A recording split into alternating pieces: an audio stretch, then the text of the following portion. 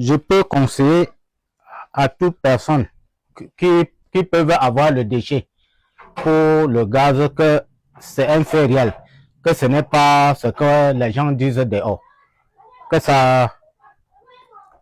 un truc qui donne normalement et que ça fait beaucoup d'économies. Puisque s'il faut payer le gaz tous les jours, soit même seulement à 3 000, en 5 ans, vraiment c'est terrible. Jusqu'au couscous, on ne prépare la sauce que dessus. Oui. Et le couscous. Dessus. Ouais, sur le biogaz.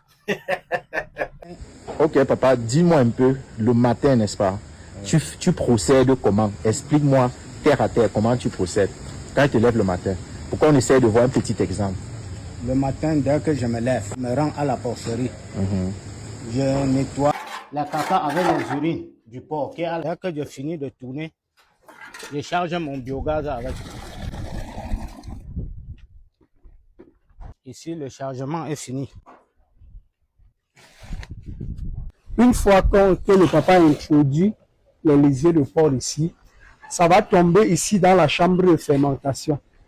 Ici, dans la chambre de fermentation, ça doit se fermenter. Le biogaz produit doit être capté par ici. Voici le circuit du biogaz qui après avoir capté le biogaz est épuré. On a un piège à eau ici à l'intérieur. On a maintenant le filtre à soufre enterré là quelque part et ensuite ça va à la cuisine. Maintenant, une fois la fermentation est faite, le digestat, l'engrais digéré va tomber dans ce bassin qu'on appelle bassin de compensation. Et ensuite, ça va tomber dans ce dernier bac qu'on appelle bac d'effluent. Et déjà à ce niveau, on recueille l'engrais, on stocke. Dans le bac-ci, je recueille l'engrais bio. Vente de commande. Quand on ouvre le gaz, quand on ouvre la vente, si le gaz passe ici sur le trajet là, et ça s'en va à la cuisine. Sur le papier.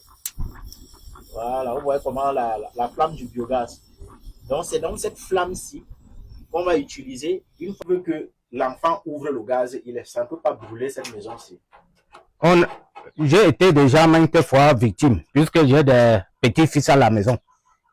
Quand je viens, n'étant pas là, ils ouvrent, ils laissent. Mais c'est quand le biogaz est léger par rapport à l'air.